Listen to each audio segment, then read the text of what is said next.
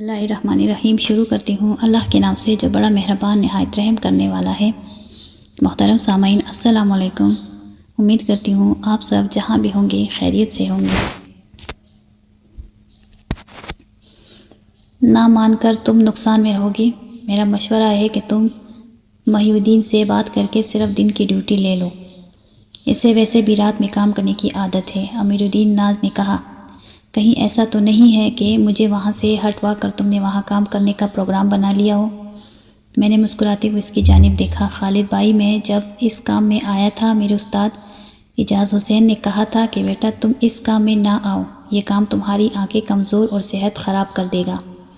دیکھ لو میں وقت سے پہلے بوڑھا نظر آنے لگا ہوں۔ امیر الدین ناز نے اپنی داڑھی پر ہاتھ پھیرتے ہوئے کہا، خیر جو ہوگا دیکھا جائے گا۔ دیکھنا یہ ہے کہ میں اسیب کو بکاتا ہوں یا اسیب مجھے وہاں سے بکاتا ہے، میں نے کہکا لگاتے ہوئے کہا۔ میں جب مشینوں پر دوبارہ آ کر کھڑا ہوا مجھے ایسا محسوس ہوا کہ جیسے کوئی مجھ سے مخاطب ہے اور کچھ کہہ رہا ہے۔ میں نے چاروں طرف دیکھا، وہاں کوئی موجود نہ تھا۔ کسی کو نہ پا کر میں نے اپنا وہم سمجھا اور کپڑے کی طرف دھیان دینے لگا۔ مشین پر کپڑا صحیح تیار ہو رہا ہے یا کہیں کوئی خرابی تو نہیں ہے؟ بے خیالی میں میری نظر آواز کی سمت دیوار پر چلی گئی۔ اچانک دیوار کے اندر سے ایک خوبصورت لڑکی ظاہر ہوئی۔ میں نے اپنی آنکھیں مل کر دیکھا، مجھے اپنی آنکھوں پر یقین نہیں آ رہا تھا کہ بھلا دیوار کے اندر سے بھی کوئی لڑکی نکل سکتی ہے۔ وہ لڑکی سخت گھبرائی ہوئی تھی، وہ آتے ہی مجھ سے لپٹ گئی۔ اس کا جسم بالکل روئی کے گالے کی طرح محسوس ہو رہا تھا۔ میں سخت بوکھلا گیا، ابھی اسے اپنے سینے سے الگ کرنے کا سوچ رہا تھا کہ ایک نوجوان دیوار کے اندر سے ظاہر ہوا۔ اس کے ہاتھ میں ایک تیز دھار خنجر تھا۔ وہ تیزی سے میری طرف آیا اور اس نے وہ خنجر لڑکی کے سینے میں اتار دیا۔ وہ زور سے چیخی اور تڑپ تڑپ کر اپنی جان دے دی۔ میں حیران و پریشان یہ منظر دیکھ رہا تھا۔ وہ لڑکا جیسے دیوار کے اندر سے آیا تھا ویسے ہی غائب ہو گیا۔ لڑکی بھی خود بخود غائب ہو گئی۔ مجھے حیرت اس پر زیادہ ہوئی کہ لڑکی نے میرے ہاتھوں میں دم دیا تھا، لیکن وہاں ایک قطرہ خون تک موجود نہ تھا، حتیٰ کہ میرے کپڑے بھی بالکل صاف تھے، جیسے وہاں کچھ ہوا ہی نہیں ہو۔ مجھ پر کپ کپی سی طاری ہو گئی اور بے اختیار میں نے مشین بند کی اور کارخانے کو تالا لگا کر گھر چلایا۔ امیر الدین ناز کی بات سچ ثابت ہو گئی تھی، واقعی کارخانے میں اسیب تھا، تبھی لوگ رات میں کام کرنے سے ڈرتے تھے۔ حالانکہ میں اس علاقے میں مولانا محی الدین سب سے زیادہ اجرت دینے میں مشہور تھا، پھر بھی لوگ اس کے پاس کام کرنے سے کتراتے تھے۔ رات کو میں کام کرنے سے معذوری ظاہر کرتے ہوئے چابی دینے مولانا محی الدین کے پاس گیا تو وہ مجھے دیکھ کر مسکرایا۔ بس ڈر گئے؟ ارے بھائی ایسا کچھ نہیں ہے، بس لوگ مجھ سے جیلس ہوتے ہیں، وہ نہیں چاہتے کہ میں ترقی کروں، اسی لیے ایسی باتیں پھیلائی ہوئی ہیں۔ رات کے وقت کام کرنے والوں کو لوگوں کی باتیں سچ محسوس ہوتی ہیں، اسی لیے کسی کو کچھ اور کسی کو کچھ نظر آتا ہے۔ اسیب ہونے کی صورت میں اسے تو مجھے نقصان پہنچانا چاہیے تھا نا۔ دیکھ لو مجھے آج تک کوئی نقصان نہیں پہنچا، لیکن رات مجھے اسیب نظر آیا ہے، میں نے کہا۔ اگر وہ اسیب ہوتا تو وہ ضرور تمہیں نقصان پہنچاتا، تمہیں کوئی نقصان نہیں پہنچا، اس کا مطلب ہے وہ تمہاری نظروں کا دھوکہ ہے۔ میری بات مانو، لوگوں کی باتوں پر کان نہ دھرو اور اپنا کام کرتے رہو، اور جس دن تم محسوس کرو کہ اسیب نے نقصان پہنچایا ہے بے شک کام چھوڑ کر چلے جانا، میں تمہیں نہیں روکوں گا۔ میں سوچ میں پڑ گیا کہ کیا کروں۔ مجھے سوچتا دیکھ کر وہ بولا، خالد بیٹے دیکھو یہ دنیا بہت وسیع ہے، اس دنیا میں ہم ہی نہیں اللہ تعالیٰ کی کتنی مخلوق آباد ہیں جس کا ہم تصور بھی نہیں کر سکتے۔ جنات کہاں نہیں ہے، یہ مخلوق ہر جگہ ہے، جب ہم اسے نہیں ستائیں گے وہ بھی ہمیں نہیں ستائے گی۔ مولانا محی الدین نے کہا۔ مجھے مولانا محی الدین کی یہ بات دل پہ لگی کہ جب ہم اسے نہیں ستائیں گے پھر وہ ہم کو کیوں ستائیں گے۔ میں کام چھوڑنے کی بات کرنے آیا تھا اور کام کی حامی بھر کر دوبارہ سے تیار ہو گیا۔ رات کو کام کرتے ہوئے مجھے کسی قسم کی آواز سنائی نہیں دی، پوری رات کام میں مصروف رہا اور دوسری رات میں کھڑا مشینوں کو دیکھ رہا تھا۔ میری نظر بے اختیار گھڑی پر چلی گئی۔ رات کے 2 بج رہے تھے کہ اچانک آواز آئی، بابو مشین چلا، بابو مشین چلا۔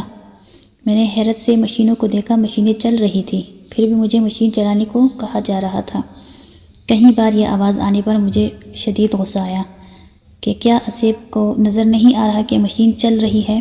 جو پراسرار آواز میں مجھے مخاطب ہو کر مشین چلانے کو کہہ رہے ہیں۔ میری نظر بے اختیار کارخانے کے دروازے پر چلی گئی۔ کوئی شخص دروازے پر چھپا کھڑا تھا۔ ہوا کے چلنے سے قمیص کا کچھ حصہ اڑتے ہوئے دکھائی دے رہا تھا۔ میں خاموشی سے دروازے پر آیا۔ بابو مشین امیرالدین کو مجھے دیکھ کر چپ لگ گئی۔ امیرالدین کے بچے یہ تو ہیں؟ میں غصے سے بولا۔ میں دیکھنا چاہ رہا تھا کہ تم کتنے بہادر ہو۔ میری آواز سن کر ڈرتے ہو یا نہیں؟ میں تمہاری آواز سن کر نہیں ڈرا۔ اب کیا حکم ہے؟ میں نے کہا۔ ارے بھائی، میں کیا تمہیں حکم دوں گا؟ دراصل تمہارے ساتھ چائے پینے کا موڈ ہو رہا تھا، اسی لیے چائے لے کر آیا ہوں۔ امیرالدین ناز نے چائے کی کیتلی اور کپ دکھائے۔ یہ تم نے بہت اچھا کام کیا ہے، اس وقت واقعی چائے پینے کا موڈ ہو رہا ہے۔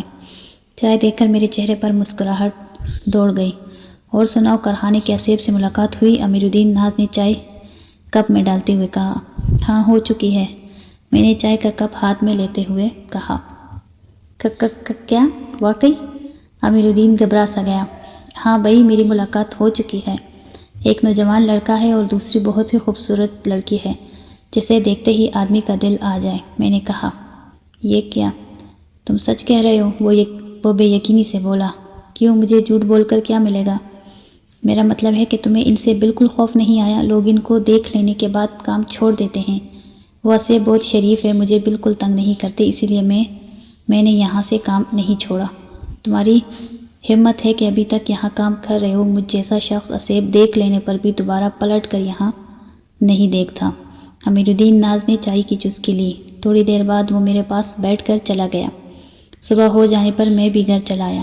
تیسری رات اپنے کام میں مصروف تھا کہ مشین پر کوئی بیٹھا نظر آیا۔ میں جیسے ہی اس مشین کے پاس گیا، میری حیرت سے آنکھیں کھلی کی کھلی رہ گئی۔ مشین چل رہی تھی، داغوں کے اوپر وہی دوشنزہ بیٹھی ہوئی تھی۔ مجھے اپنی جانب آتا دیکھ کر وہ مسکرائی۔ کون ہو تم؟ میرے منہ سے بے اختیار یہ جملہ نکلا۔ میں لڑکی ہوں، وہ بولی۔